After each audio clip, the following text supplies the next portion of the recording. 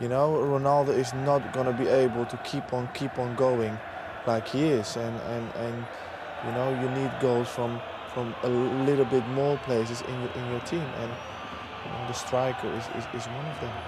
The general director of the club, Jorge Valdano, is the man that's criticised Jose. He claims there's no rift between him and the Real Madrid manager. Jose said likewise. But Jose also feels he's not getting the backing from the club with the other issues that are going on. He's been having a knock at referees in Spain and feels that officials at the club aren't backing him in that regard as well. There are people that suggest that he is potentially trying to duck the biggest challenge of his career, which is to match or better Barcelona. He's taken the job on, and by intensifying any argument that's going on, some say that that will enable him to manufacture a quick exit from the club and therefore get out of a job that perhaps is tougher than he first felt it was. Has he perhaps bitten off more than he could chew? I do think that he realized that it is a bigger job than he thought it was. But on the other hand, Mourinho is a fighter. Yes, he throws in little bombs and they explode. Higher up they don't like it. But I don't think that he is trying to generate his exit. You know. I just think that he's trying to manipulate the situation that he can get his striker and strengthen his team. OK, let's concentrate on the 90 minutes ahead, which could be extra time and penalties, of course. Away goals kicking at full time here. Real 3-1 to the good on aggregate after the first leg. Crucially, Atletico have an away goal, so you sense it's imperative that Atleti, the home side, score first here. A place in the semi-finals up against the holders, Sevilla, is at stake. Let's get to our commentary team. Terry Gibson is alongside Kevin Keatings. Good evening, everybody. First leg at the Bernabeu was sensational. What lies in store here in the Madrid derby? As you heard, the holders, Sevilla, wait in line for the winners of this tie. Not too many changes, in fact only one for Real Madrid from their surprise 1-1 draw at bottom of the table. Almeria in the league at the weekend. Carvalho has come in for Kaká. It looks like Marcelo is going to have more of an attacking role in midfield for Jose Mourinho tonight. There have been some speculation that Mourinho might be going into this second leg with 3 central defenders, but certainly from kickoff it looks like Marcelo has a more forward role down the left in midfield. Here's Felipe, another Brazilian for Atletico Madrid, finding Forlan, who got that early first goal in the opening leg. And that away goal for Diego Forlan just opens the window of opportunity for Atletico Madrid. 2-0 would be enough to take them through on the away goals rule. And Real Madrid have suffered by that ruling. In 3 of the past 6 seasons they've gone out on the away goals.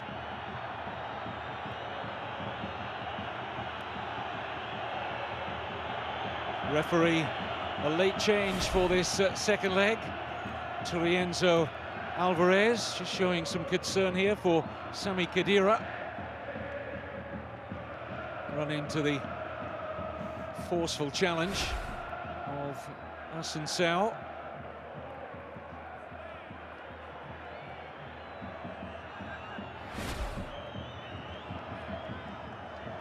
Khedira down injured there, and it's got salt into the wound. The ball striking him on the head.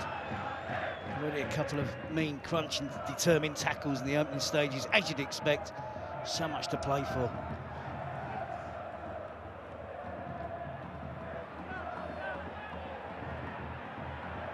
Atletico Madrid only have to hark back to last night for the way to approach a second leg and take something out of the book of second division Real Betis, who, although not facing the first choice Barcelona team, it it was still a Barcelona 11 that lined up with Messi and Xavi and Piqué. And no kids, still lots of fringe senior squad players. Real Betis scored 2 early goals, and they'd give anything, Atletico Madrid, for something similar. It's a tight offside decision.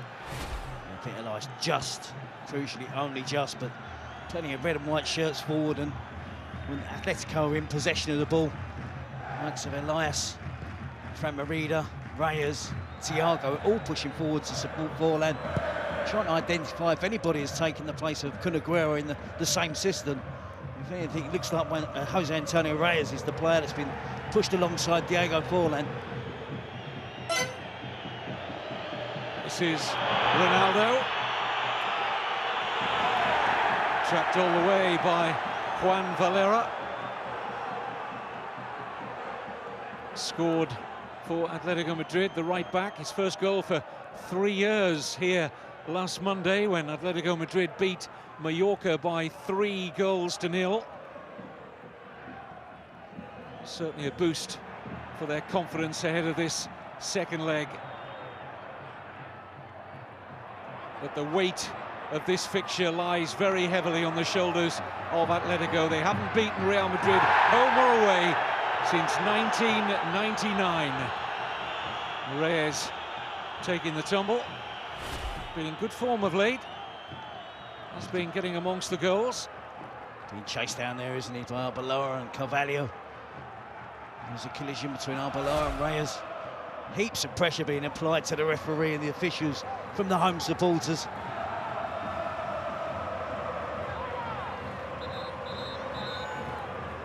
Two centre-backs, Ushvalusi, Pereira, joined by the right-back, Valera.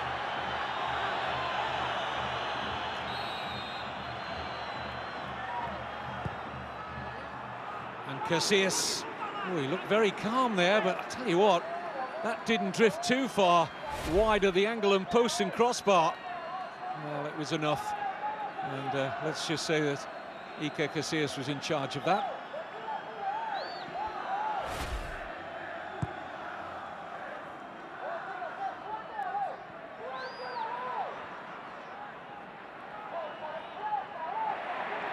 This is Thiago,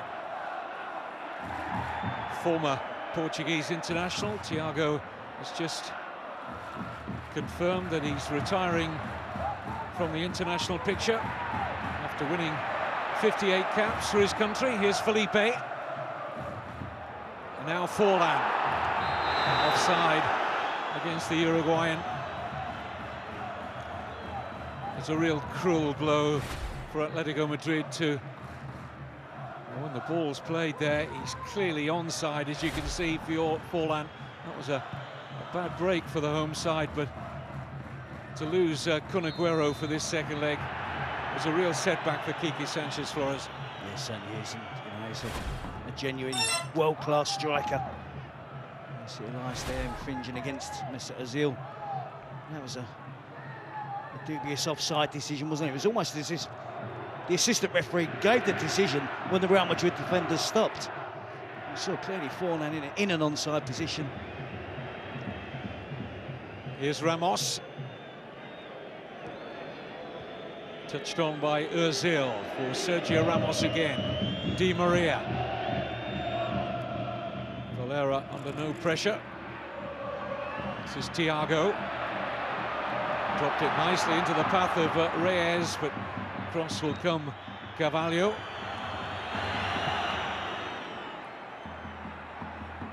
Just like to see a little bit more effort there, Kevin, from Diego Forlan, who's Carvalho's only option was to go back to the goalkeeper, and if Forlan had cut that pass off, it would have got some impetus behind the Atletico Madrid attack. Carvalho would have had to kick the ball out for a throw-in or risk the back pass. They can't afford to allow Real Madrid easy possession of the ball. And for a team that's behind by 2 goals, playing at home, they have to be right up and at them, right from the first few minutes.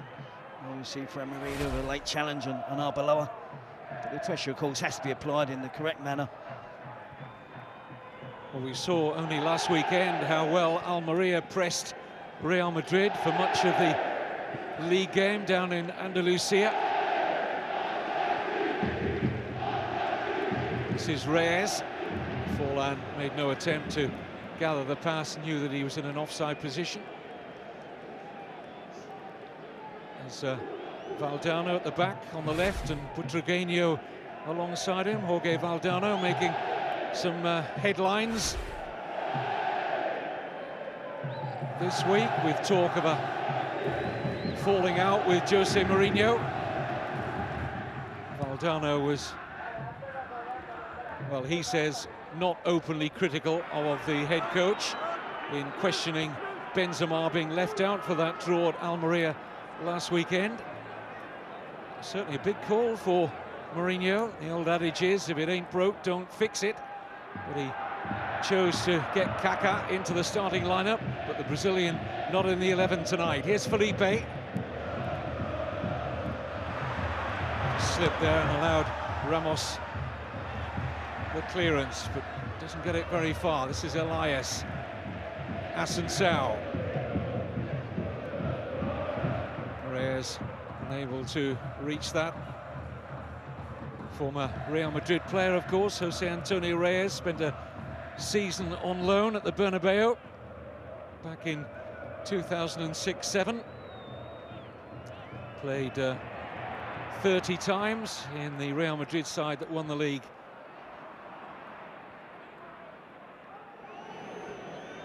But they've got work to do to prevent Barcelona making a hat-trick of La Liga titles. But the big two on course perhaps to meet in the final of the Cup, which is scheduled for the 20th of April, with the venue yet to be determined. Barcelona and Almeria, one semi-final, Sevilla awaiting the winners of this tie. Real Madrid 3-1 up from last week's first leg. It's a foul against Valera. It's a reckless challenge from Valera. He didn't need to make this challenge from behind. Marcelo had a problem. The best he could do was hold the ball up, perhaps lay it back to the fullback Arbeloa. Quique Sanchez Flores took over at Atletico Madrid some 15 months ago, and he's never lost a two-leg cup tie. He's figured in 8 of them in the Copa del Rey and the Europa League. Of course, Atletico Madrid got to 2 cup finals last season, the Europa League and the Copa del Rey. They beat Fulham in the Europa League, and just 5 days later you just got the feeling they had a few celebrations too many, and Sevilla were worthy winners of the cup final 2-0.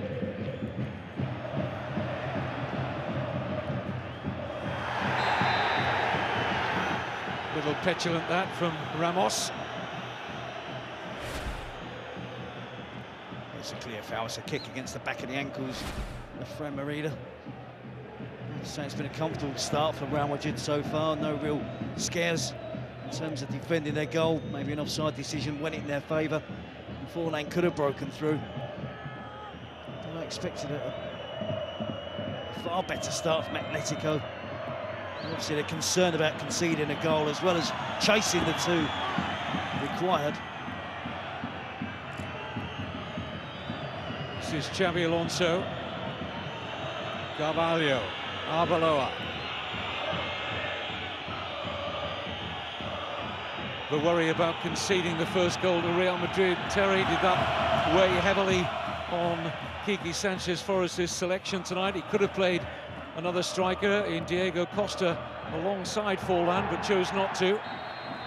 Offside against Ronaldo. Yeah, I think it is, Kevin. I think perhaps he's considering the fact that he gets to half-time, perhaps with the scoreline still